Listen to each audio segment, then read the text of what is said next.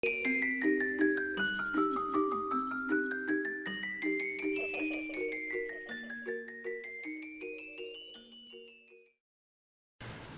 everyone.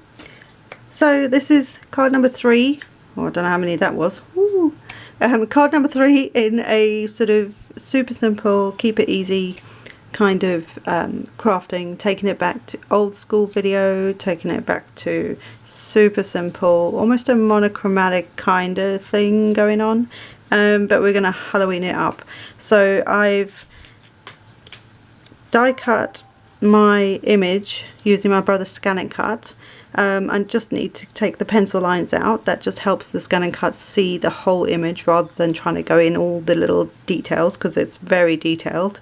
And these are my Oddball pumpkin pile stamp that I'm going to use today. So that's what I'm going to use for this card. I have a oval lawn fawn stitched oval.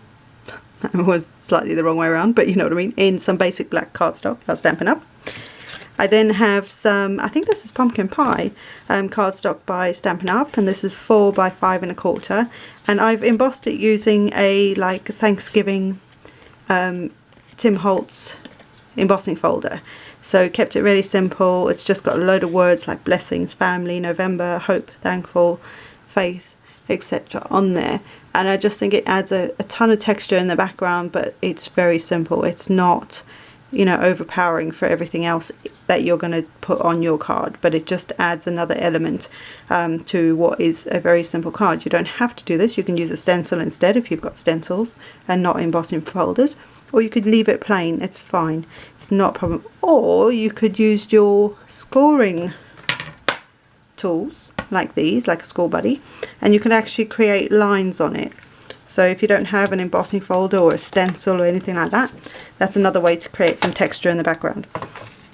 So I have a piece of Nina cardstock, and it measures 8.5 by 5.5, and I'm going to score it at 4 1/4, and that's a standard A2 size card that I'm going to create on today. And this is a heavyweight, so this is 110 Nina, and it's just a heavier weight cardstock. You don't have to use Nina, but you know, just a heavier weight seems to stand up with a lot of cards and card bases and things. So I'm just going to quickly erase the lines that I've got, my pencil lines, and I'll be back and we'll put this together. Right, so pencil lines erased. I'm going to start by inking with some Vintage Photo Distress ink, and I'm just going to go around the edge of the card base. Nothing too fancy, going really quickly. I'm not even bothered about whether the ink then transfers onto the back of the card, because it's Halloween which it has a little bit, but that's okay. I'm also going to take this panel and ink the edges of this, and although the orange and the brown are kind of similar-ish in tones or shades or whatever it is, you will still see a difference. Like at the moment it looks like there's not a lot going on, or at least I can't even see it while I'm doing it, but there will be a difference. And also the raised areas of your embossed paper will pick up the ink as well, which I think is such a cool look. So it doesn't look very, you know, to me it doesn't even look like there's much on there, but when you put it against that background, or even if you had to put it against a white background, you would see the edging. If you wanted it darker, you could use black soot or something like that. And then while I'm here, I'm going to ink the edges of this. So this little mini card series, can't talk today, it's pretty much the same thing for all the cards. Very simple, very basic kind of chucking stuff together. I probably could have done them as a 4 cards in one video kind of thing, but I thought this gives you a couple of, you know, different ideas. You know, all the cards look completely different, so yeah, I just thought it'd be kind of a fun thing to do. So it just shows you I've taken the same company. So this could be a stamp set that you've got that is has multiple images in it, and you could separate out those images and make multiple cards, and they could all look different. You know, they don't need to look the same. You know, you can do a variety of things with them, but have the same main thing that you're doing. So, you know, some embossing, some stamping, you know, a couple of die cut, you know, things like that. So it's just all they're just different ideas for you. And again, I've put adhesive all the way around the edges just because it tends to want to curl up once it's been embossed, and nobody wants that happening. So that's that.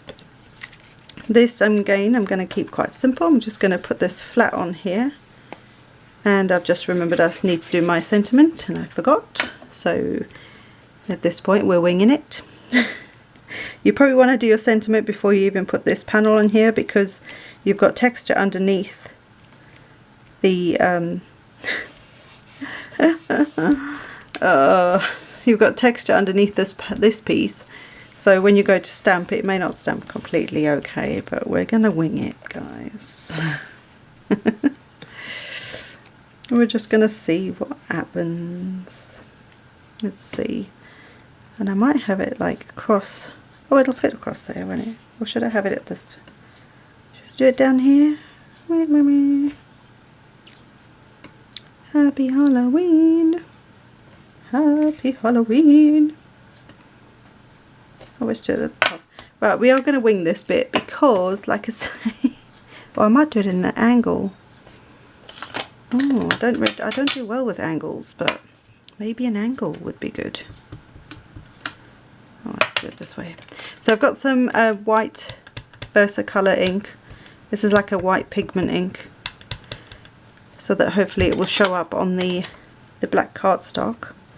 Oh, I don't know if I can do this angle thing, man. Yeah, we're going for it. Right there.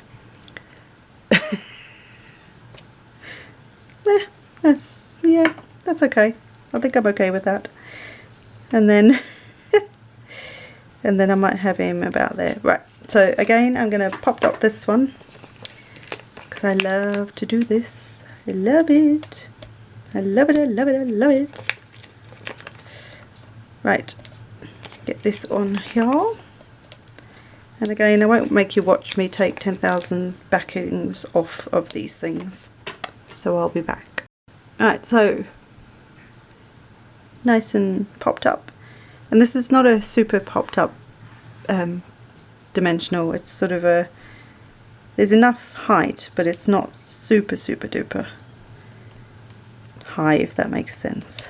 I'm just going to put them there, squish them on there, and that's it.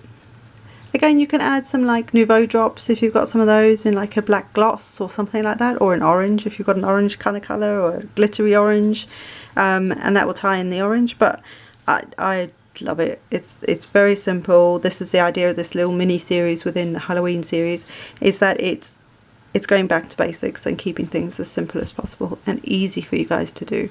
So there's no colouring, there's none of that, but it still looks very effective, I think. That's my little opinion. Anyway, thanks for watching. I hope you liked this video and this little mini series that we're doing.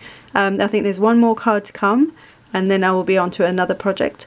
And I hope that you like, subscribe and hit the notification bell if you want to see more from me. And I will see you next time, guys. Happy Halloween. Whoa.